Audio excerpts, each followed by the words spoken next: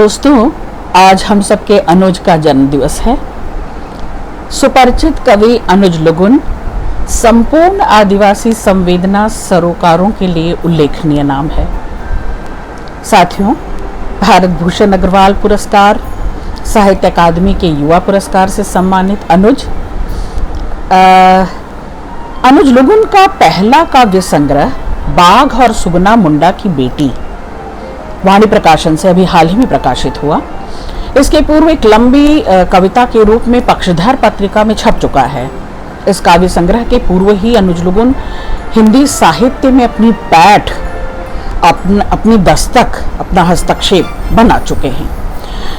युवा आदिवासी कवि के रूप में इनके तमाम सरोकार, चाहे वो आदिवासी जीवन से हों, आदिवासी दर्शन से हों, उनकी गहरी पड़ताल करते हुए अनुज लुगुन उनकी भीतरी संवेदना तक पहुंचते हैं, उसे उकेरते हैं, उभारते हैं और हम सब के बीच लाकर खड़ा कर देते हैं। जब पूरे विश्व में विकास की अंधाधुंध रफ्तार में प्रकृति में उपलब्ध तमाम संसाधनों का दोहन किया जा रहा हो, कुछ मुट्ठी भर लोग दुनिया भर में पैर फैला रहे हैं अपने वर्चस्व से, अपनी पूंजी से, जहां पर एक दूसरे के प्रति लगातार हम संवेदन शून्य होते जा रहे हैं, हमारे भीतर की संवेदना खत्म होती जा रही है, जहां पर हम लोग एक दूसरे को धकेल कर, कुचल कर आगे बढ़ते जा रहे हैं, वहीं पर एक ऐसा समाज भी है साथियों जो सहजीवन और सहजीविता की बात करता है।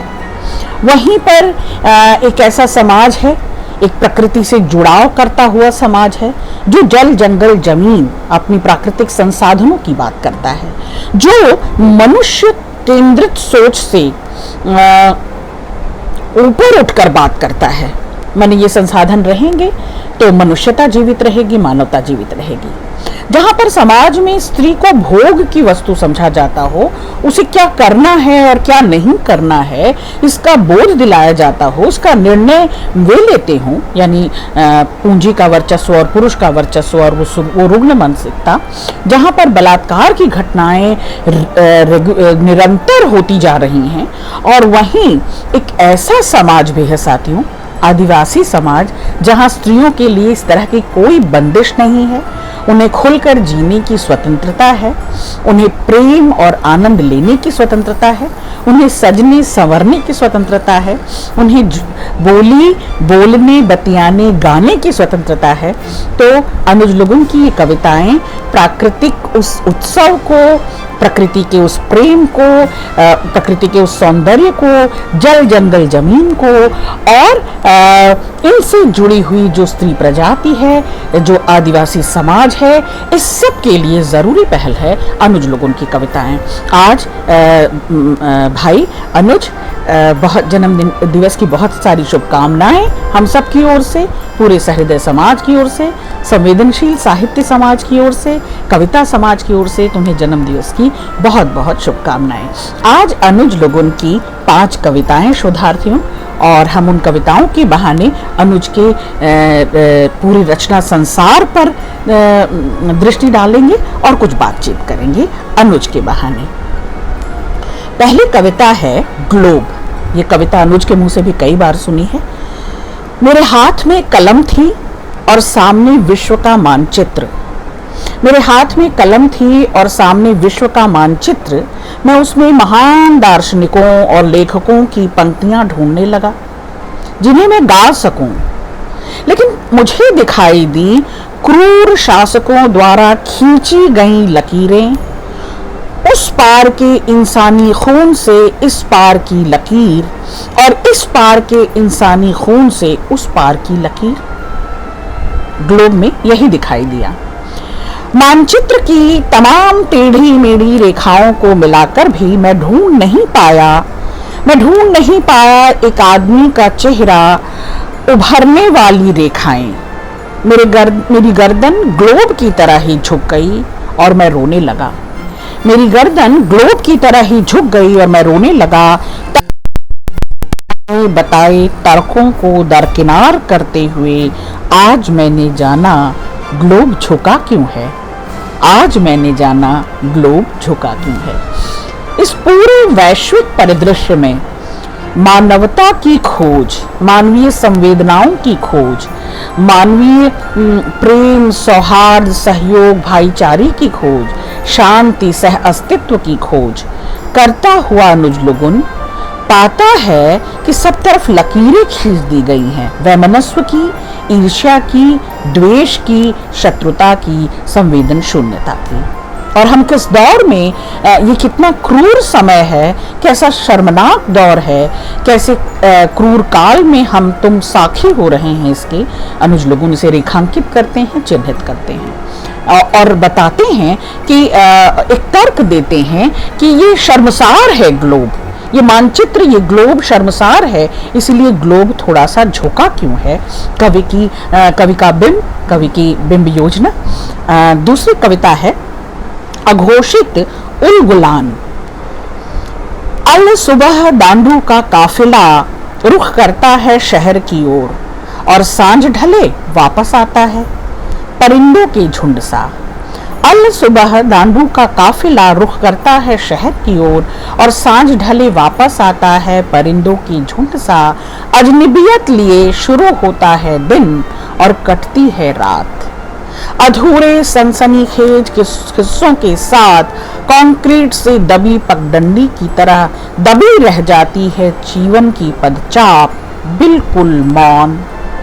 वे जो शिकार खेला करते थे निश्चिंत, वे जो शिकार खेला करते थे निश्चिंत, जहर बुझे तीर से, या खेलते थे रक्त रंजित होली अपने स्वत्व की आंच से, खेलते हैं शहर के कंक्रीटी जंगल में जीवन बचाने का खेल। खेलते हैं शहर के कंक्रीटी जंगल में जीवन बचाने का खेल। शिकारी शिकार बने फिर रहे हैं। अद्भुत पंक्ति है। शिकारी शिकार बने फिर रहे हैं शहर में, अघोषित उलगुलान में लड़ रहे हैं जंगल, अघोषित उलगुलान में लड़ रहे हैं जंगल। इसमें भी वही आक्रोशित हैं, इसमें भी वही आक्रोशित हैं जो या तो अभावग्रस्त हैं या तनावग्रस्त, बाकी तटस्थ हैं या लूट में शामिल हैं मंत्री की तरह, जो आदिवासियत का राग भूल गए रेमंड का सूट पहनने के बाद। कोई नहीं बोलता इनके हालात पर, कोई नहीं बोलता इनके हालात पर, कोई नहीं बोलता जंगलों के कटने पर, पहाड़ों के टूटने पर, नदियों के सूखने पर, ट्रेन की पटरी पर पड़ी तुरिया की लावारिस लाश पर कोई कुछ नहीं बोलता। रोमांचक है ये। आप देखें कि मेरे रोए खड़े हो गए इस कविता को इस तरह से जांचते, परखते, साक्षी होते। ट्रेन की पटरी पर तुरिया की लावारिस लाश पर कोई नहीं बोलता, बोलते हैं बोलने वाले केवल सियासत की गलियों में। बोला जाता है, बड़ी शिद्दत से लोग बोलते हैं, चीखते हैं, उनके पास ओज स्वर है, ओजमयी भाषा है, तेज बोलते हैं, उत्तेजक बोलते हैं। लेकिन क्या, कब, कहाँ बोलना था, किनका साथ कब निभाना था, किनका साखी होना था, किनके साथ खड़ा होना था, किनके पक्ष में मुखर होना था, लोग नहीं जानते। अनुज लुगुन वही दर्ज कराते हैं, उसी का डॉक्यूमेंटेशन करते हैं अपनी कविता में। बोलते हैं बोलने वाले केवल सियासत की गलियों में, आरक्षण के नाम पर, आरक्षण के नाम पर बोलते हैं लोग केवल उनकी धर्मांतरण पर। आरक्षण के नाम पर बोलते हैं लोग केवल उनके धर्मांतरण पर। चिंता है उन्हें उनके हिंदू या ईसाई हो जाने की, यह चिंता नहीं है, यह चिंता नहीं है कि रोज कंक्रीट के ओखल में पिसते हैं उनके तलवे और लोहे की ढेंकी में कुटती है उनकी आत्मा। ये देखिए कुछ लोक शब्द हैं, आदिवासी समाज से लिए हुए कुछ शब्द हैं। यह चिंता नहीं कि रोज कंक्रीट की ओखल में पिसते हैं उनके तलवे और लोहे की ढेंकी में कुटती है उनकी आत्मा। बोलते हैं लोग केवल बोलने के लिए, बोलते हैं लोग केवल बोलने के लिए। लड़ रहे हैं आदिवासी अघोषित उलगुलान में, लड़ रहे हैं आदिवासी अघोषित उलगुलान में, कट रहे हैं वृक्ष माफियाओं की कुल्हाड़ी से और बढ़ रहे हैं कंक्रीट के जंगल। दांडू जाए तो कहाँ जाए, दांडू जाए तो कहाँ जाए, कटते जंगल में या बढ़ते जंगल में, कटते जंगल में या बढ़ते जंगल में। साथियों, एक वो जंगल है जो हमारे जीने की वजह है, जो हमें जोड़े हुए है, हमारी सुरक्षा और संरक्षण कर रहा है, जो औषधियों से, फल फूल से हमें समृद्ध कर रहा है।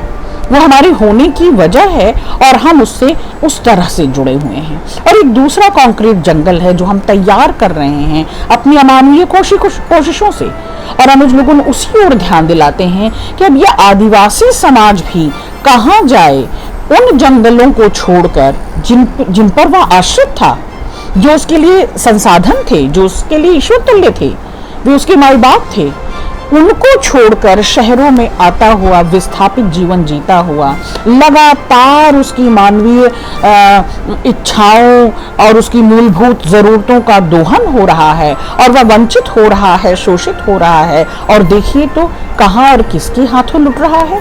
यहाँ एक दूसरा ही जंगल तैयार है, बर्बरता का, हिंसा का, क्रूरता का, षड्यंत्र का। इस कंक्रीट जंगल के लिए क्या हमने उस जंगल को छोड़ा? हमने उस जंगल को तबाह किया अपने ही हाथों, अपनी ही अमानवीय कोशिशों से?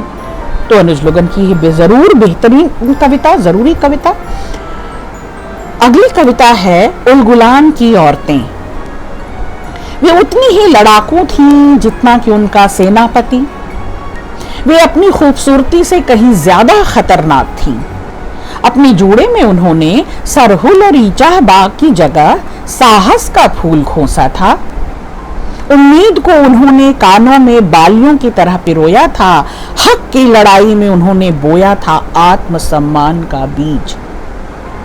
उनकी जड़ें गहरी हो रही थीं, फैल रही थीं लतरें, गांव दर गांव, शहर दर शहर, छहुरों से, पगडंडियों से, गलियों से बाहर आंगन में गोबर पाथती माँ, सदियों बाद स्कूल की चौखट पर पहुंची बहन, लोकल ट्रेन से कूदती हुई दफ्तर पहुंची पत्नी, और भोर अंधेरे दौड़ दौड़ कर खेतों की ओर, चौराहे की ओर आवाज उठाती सैकड़ों अपरिभाषित रिश्तों वाली औरतें खतरनाक साबित हो रही हैं।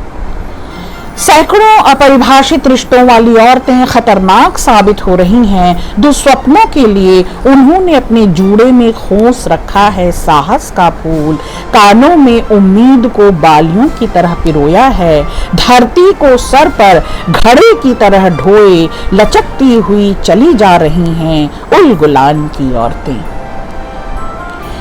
धरती से प्यार करने वालों के लिए उतनी ही खूबसूरत और उतनी ही खतरनाक धरती के दुश्मनों के लिए।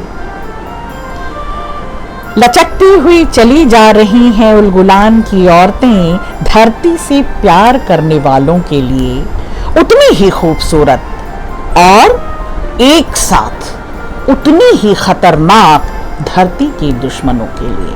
तो ये औरतें अपना हक, हिस्सा, अपनी जायज़ नाजायज़, अपनी ज़रूरी मांगे, अपना न्याय, अपनी जवाबदेही सब कुछ चीनती पहचानती हैं। ये वो दुनिया है जो आज भी अपनी नैसर्गिक रूप में, अपने सरल पारदर्शी रूप में अपनी ज़रूरतों को, आदिम ज़रूरतों को और विश्व को भी समानांतर देखती, चीनती, पहचानती हैं और जानती हैं कि कौन कितना सच और खरा है और दूसरा कितना कुटिल और क्रूर है और स्वार्थी है। अगली कविता है औरत की प्रतीक्षा में चांद। उस रात आसमान को एकटक ताकते हुए वह जमीन पर अपने बच्चों और पति के साथ लेटी हुई थी। उसने देखा आसमान स्थिर, शांत और सोनेपन से भरा था। तब वह कुछ सोचकर अपनी चूड़ियां, बालियां, बिंदी और थोड़ा सा काजल उसके बदन पर टांक आई और आसमान पहले से ज्यादा सुंदर हो गया। रात के आधे पहर जंगल के बीच सब कुछ पसर गया था। छोटी छोटी पहाड़ियों की तलहटी में बसे इस गांव से होकर गुजरती हवाओं को वह अपने बच्चों और पति के लिए तलाश रही थी। वह अपने बच्चों और पति के लिए तलाश रही थी, उसी समय चांद उसके पास चुपके से आया। सुनो सुनो, 1000 साल से ज्यादा हो गए एक ही तरह से उठते बैठते चलते खाते पीते और बतियाते हुए। तुम्हारा हुनर मुझे नए तरीके से सुंदर और जीवंत कर देगा। तुम्हारा हुनर मुझे नए तरीके से सुंदर और जीवंत कर देगा। तुम मुझे तराश दो। वह औरत अपने बच्चों और पति की ओर देखकर बोली, मैं कुछ देर पहले ही पति के साथ खेत में काम करके लौटी हूँ और अभी अभी अपने बच्चों को पति को सुलाई हूँ।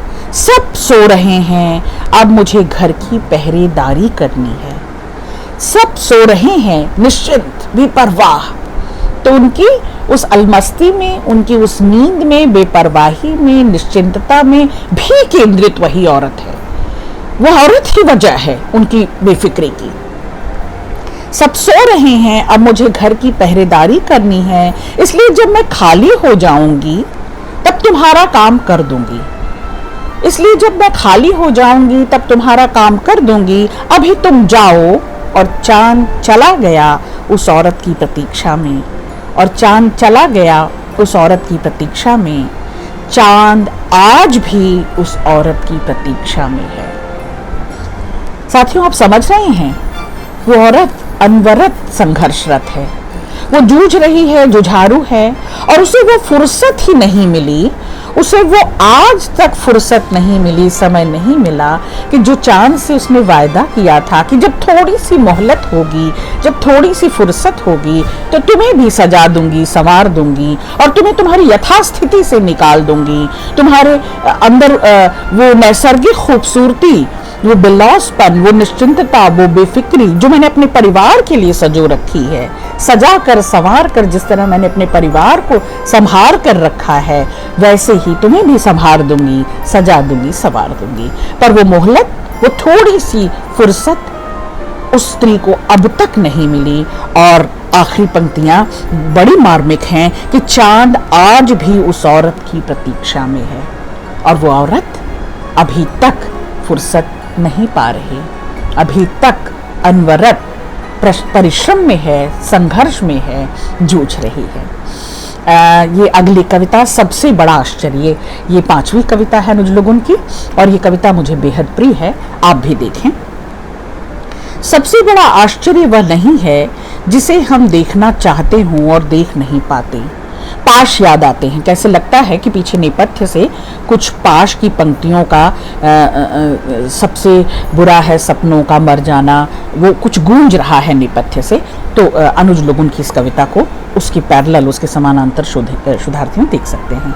सबसे बड़ा आश्चर्य वह नहीं है जिसे हम देखना चाहते हों और देख नहीं पाते, जिसे देश के सबसे पिछड़े क्षेत्र में बैठकर देखना चाहते हों ताजमहल या एफिल टावर। सबसे बड़ा आश्चर्य वह नहीं जो अंतरिक्ष से भी दिख पड़े तिनके की तरह ही सही, जिसे दिखाई पड़ती है चीन की दीवार। सबसे बड़ा आश्चर्य यह नहीं कि कितनी कलात्मकता से बनाया गया है ताजमहल या एफिल टावर। सबसे बड़ा आश्चर्य यह नहीं कि कितनी कलात्मकता से बनाया गया है ताजमहल या एफिल टावर। वे हाथ जो नंगे पैर आवेशित धूप में बालू सीमेंट से काढ़ लेते हैं ताजमहल की सी कलात्मकता, या खड़ी कर देते हैं चीन की दीवार, जिनके स्मरण में होता है काम के बाद रात में उनकी पत्नियों के हाथों तवे पर इठलाती रोटियां, जिसके स्वाद का सीधा संबंध उनके पेट से होता है। सबसे बड़ा आश्चर्य होता है, सबसे बड़ा आश्चर्य होता है जिसको पाने की जद्दोजहद में रोज ईंटों से दबती है उंगलियां, और उंगलियां हैं जो ईंटों का शुक्रिया अदा करती हैं। सबसे बड़ा आश्चर्य होता है जिसको पाने की जद्दोजहद में रोज ईंटों से दबती हैं उंगलियां, और उंगलियां हैं जो ईंटों का शुक्रिया अदा करती हैं। सबसे बड़ा आश्चर्य होता है रोटी। कितना बड़ा भाव और कैसे अभाव। इन अभावों को आप देखें, जिनमें भाव भर रहे हैं अनुज लोगों कि ये छोटी छोटी ज़रूरतें, बुनियादी ज़रूरतें, और हम इससे अभावग्रस्त, और संघर्ष में जूझता हुआ व्यक्ति उसकी कीमत, उसकी कुव्वत, उसकी काबिलियत हमसे और आपसे ज़्यादा चीनता है और दस्तावेजीकरण कर रहा है, चिन्हित करता है। अनुज लोगों सैल्यूट ये पंक्ति और ये कविता रचने के लिए। सबसे बड़ा आश्चर्य होता है रोटी जो तरसी आंखों के सामने दूसरों के हाथ खेलती दिखाई देती है। सबसे बड़ा आश्चर्य होता है रोटी जो तरसी आंखों के सामने दूसरों के हाथ खेलती दिखाई देती है, और आंखें केवल देखती रह जाती हैं जिसके होने मात्र के आभास से, जिसके होने मात्र के आभास से पृथ्वी सम लगती है ग्लोब की तरह। नहीं तो यहाँ भी कांटे हैं, खाइयाँ हैं ऊबड़ खाबड़। नहीं तो यहाँ भी कांटे हैं, खाइयाँ हैं ऊबड़ खाबड़। साथियों, सबसे बड़ा आश्चर्य, अनुज लोगुन ने यह कविता लिखी और इस कविता में उस मूलभूत ज़रूरत को, उस आदिम संघर्ष को और जुझारू प्रवृत्ति को भी दर्ज कराया। और मुझे तो धूमिल की वो कविता याद आ गई कि एक आदमी रोटी बेलता है, एक आदमी रोटी सेकता है, और एक तीसरा ही आदमी है जो रोटी से खेलता है। ये तीसरा आदमी कौन है? मेरे देश की संसद मौन है। तो ये जो खेल रहा है रोटी से, आदिम भूख से, आदिम ज़रूरत से, हमारी आपकी बुनियादी ज़रूरतों से, और जो टुकड़े फेंक रहा है, जो लोभित कर रहा है, आकर्षित कर रहा है अपने स्वार्थ के लिए, अपने निहितार्थ के लिए, अपने प्रोपेगेंडा के लिए, अपने राजनीतिक स्वार्थों को साधने के लिए हमारा और आपका इस्तेमाल कर रहा है, अनुज लोगुन उस ओर भी इस कविता में इशारा करते हैं। आज के लिए इतना ही, बहुत शुक्रिया।